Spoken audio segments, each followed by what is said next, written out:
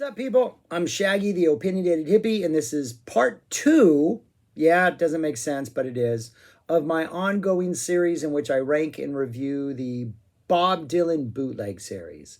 It's part 2 because the first release in this series, which I've already made a video about a couple weeks ago, is volumes 1 through 3, and they have yet to be released separately, so that counts as one video, hence really one volume. But what I'm going to do is I'm going to talk about each one in order that they were released and then rank them at the end of this, so the rankings will grow as I continue the videos. And so we're on to the second release, which is volume 4. And yeah, some of these videos are going to be long and some of these videos are probably going to be short because all I got to say about it is this is great.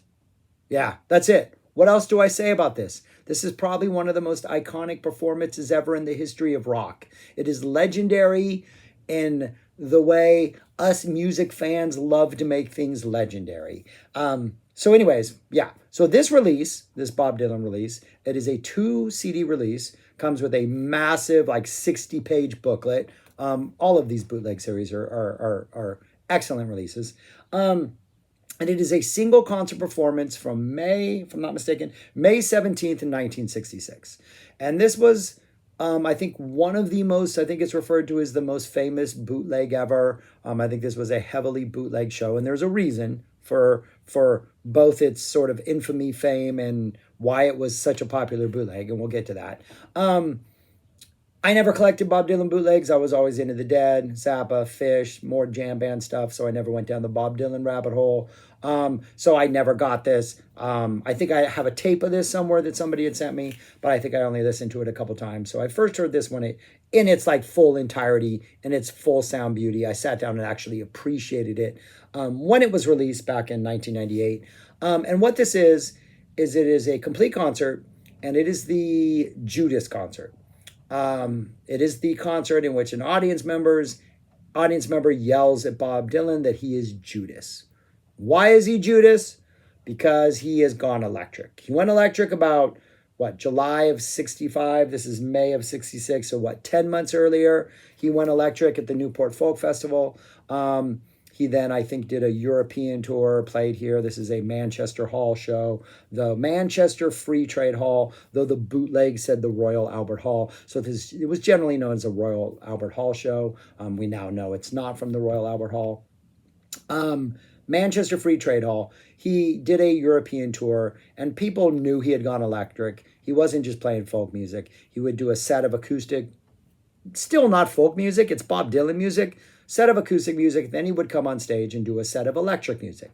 And apparently the tour was controversial. Hecklers were showing up. People who had lots to say and were very angry about his betraying them, him being a Judas.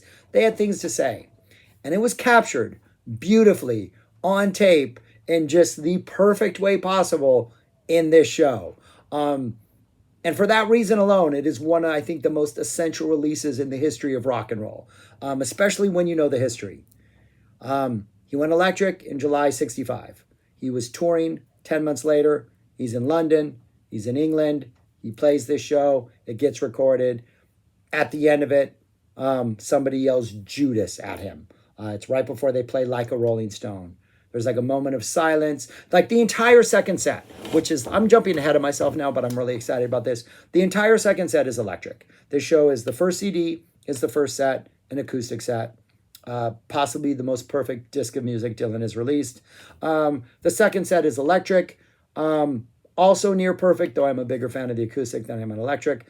But I don't know what the original set list was planned to be, but right before they play Like a Rolling Stone, which I'm assuming was the song they were going to play, because I don't think you can hear him yell out, Rolling Stone, or you don't hear him call an audible. Somebody yells out Judas. Little pause.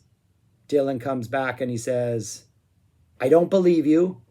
And then more people yell something. He says, you're lying. And then if you listen closely, you can hear him turn to the band, or he yells somewhere. He goes, play it effing loud. And then bam, they drop into Like a Rolling Stone. And it's just like, ugh. If you don't get chills at that moment, I don't know what, you're listening to the wrong type of music.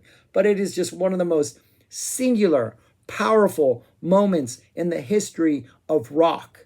Like, one of rock and roll's most talented, unique, gifted, genius, top tier level musicians has abandoned acoustic folk music, has gone electric, and still 10 months later, people are so mad that they're yelling at him every chance they get between songs. And he takes this moment when somebody yells Judas. Just what a perfect thing to yell, right? They yell Judas. He then says, I don't believe you. What? You're lying, right? That's what he says. And then he turns and you can hear him say, hey man, play it effing loud. Just stupidly, stupidly beautiful. I was trying to read a little write-up of this somewhere. What was I going to read? I don't believe you. You're a liar. You're a liar. He doesn't say you're lying. He says you're a liar. My bad. But yeah, then they play Like a Rolling Stone. But that's how the show ends. That's how this fantastic, near perfect show ends. Again, 2 discs. The first disc is all acoustic, and it is a murderer's row of Dylan songs with nothing but a guitar, a harmonica, and a man's voice. You get She Belongs to Me. 4th time around, which is probably the deepest cut in this set, but I think just sounds so incredible. Visions of Johanna. I think this is the same Visions that appeared on the Biograph, right? That was the box set. Near perfect version of that. It's All Over Now, Baby Blue. Desolation Row. I much prefer this version of Desolation Row to the album version, and I love that album just because it doesn't have that sort of Spanish guitar flavor or whatever that is sort of really sounds like it's laying on top of the performance. It sounds like overdubbed in a way that has never worked for me. Here it's just Dylan, man. It's just a man and his voice and a guitar. Oh, it's perfect. Just Like a Woman, which I think sounds so much better here. I don't know, this version of Just Like a Woman, just like, And then it closes out with Mr. Tambourine Man, which I'm going to argue is one of the greatest psych rock, psych folk, psych pop, whatever. It's one of the greatest psych songs of all time. And there's a harmonica solo in this, which I think it's just him like blowing maybe the same note over and over and over. And just this sort of like, I'm going to see how long I can blow this note just over and over. Just a great little harmonica touch that he throws in there. But it's like a near 50 minutes of perfection. Like, I am generally not an acoustic music fan. Like, if they're like Neil Young, I'm a huge Neil Young fan, right? I'm not, my least favorite Neil Young shows are the ones when he's like doing acoustic only, which unfortunately he does a lot. I want Crazy Horse. I want a mix of both. I need my electricity. I need my noise. I need that. I don't need it with Dylan because his songs are so perfect. His performances are so perfect. Everything about him is just so perfect. And the sound on this, the intimacy, like the crowd's reaction to the song, everything about the first CD is absolutely perfect. I mean, look at those songs. Like, 4th Time Around is probably sort of the deepest dark horse on here, and that is a fantastic song. She Belongs to Me. I mean, Visions of Johanna. It's All Over Now, Baby Blue. Desolation Row. Just Like a Woman. Mr. Tambourine Man. Like, that's 6 of the best songs ever written in the history of music. And then one man is playing them back to back to back. It is a fantastic, fantastic side of music. The second side is the electric side. The band is the Hawks, which would become the band. And it's a really well sort of planned out. I think, but Levon Helm, how do you say his name? Levon Helm, right? Is not on drums yet. Mickey Jones is on drums. Levon has not yet joined the band. But you got everybody else. You got Danko, you got Manuel/Danko, all you Drive-By Truckers fan. You got Hudson, you got Robertson. And the neat thing about like the performance on the electric side is it really seems like Dylan purposefully gave like each musician sort of a chance to like shine and provide like sort of the extra seasoning for any given song. Yes, Robbie Robertson's electric guitar, I think, is probably the most dominant of those. But certain songs such as like I Don't Believe You, She Acts Like We Never Met, which might be the best thing on this, despite even with that amazing Like a Rolling Stone ending. Like his guitar really steps up in a good way on that song. On Ballad of a Thin Man, Hudson's organ work is really dominant and gives that sort of an eerie little feel. Mickey Jones' drums are fantastic throughout the whole thing. You get some nice piano throughout. If I have a complaint, let me go through the songs before I give you my complaint. So the second side, 8 songs, opens up with Tell Me Mama. Nice little, great little opener. We go into I Don't Believe You. She acts like we never have met, which might be the best thing on here. That thing just has a to it. That has just some energy, a little bit of nastiness. Dylan's performance is great.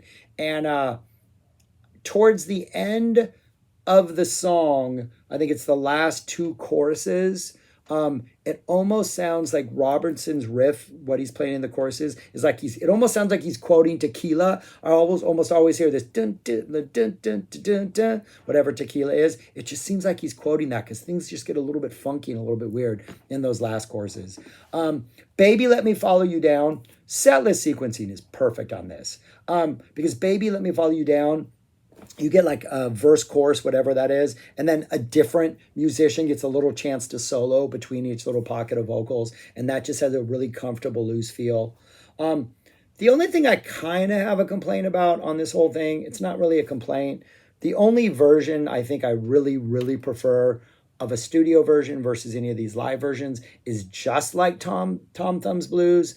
I miss that piano intro. It just feels, it loses a little bit of, I think, sort of a stateliness. Like just there's something about that Highway 61 studio version that there's something about it that I like. And this one kind of roughens it up a little and kind of blurs the edges. And I think this is the one song that doesn't benefit from that. And I actually think, I'm going to go out on a stupid limb here, I actually think any version the Dead did with Phil Lesh on vocals, I kind of actually like a little more than this version. It is the one song that doesn't quite do it for me, just like Tom Thumb's Blues. It just feels, I don't know, kind of feels rushed. There's something about it that's missing. Everything else in the rest of this set kills. Leopard Skin Pillbox Hat, kills. One Too Many Morning, awesome choice. Love that that's on here, kills. Ballad of a Thin Man, kind of spooky, kind of eerie, kills. And then the Like a Rolling Stone to finish it off. Just sort of an epic, epic performance with the whole Judas, I don't believe you, you're a liar, play it effing loud, that whole thing going on, and then kicking right into it. Yeah, a fantastic, fantastic release. You cannot go wrong with this. Out of the 2 discs, I think disc 1 is perfect. There is nothing wrong with disc 1. It is just, maybe because it's only 50 minutes long, it's too short. I'm not a fan of CDs that are packed to like 70, 75 minutes simply because you can. I'll take an extra 25 minutes of Bob Dylan playing acoustic music live. I'll take that, but I'm happy with this 50. Second side's also about 50 minutes long. My only complaint on that is just like Tom Thumb's Blues, but it's not really a complaint because it's still great. I just don't think it lives up to other versions. But yeah, I highly, highly, highly, highly, highly recommend this. Like, not only is it great music, a great performance, a great artist, but it is a historical performance that I just think any true lover of music has to check out. The booklet's great, the packaging's great, the sound is great. The sound on the electric stuff is definitely not as clear as the acoustic stuff. It definitely sounds like a 66 recording, like it's not pristine, it's not perfect, but I think that I don't even want to say murky is the right word, but sort of the rough edges of the sound quality add to the performance. And you can hear the audience is grumbling and heckling throughout, so that adds to it. It's just, the vibe is kind of contentious, but then you can also hear audience members like cheering him on, like, no, we appreciate this, no, we don't. And you can just feel the energy in the room as like Dylan's fighting against something. And it's spectacular. Spectacular. Bow down to everybody involved in this. But yeah, where do I rank it? Yeah, right there. Out of the 2, it's number 1. Though I will say, it wasn't that easy.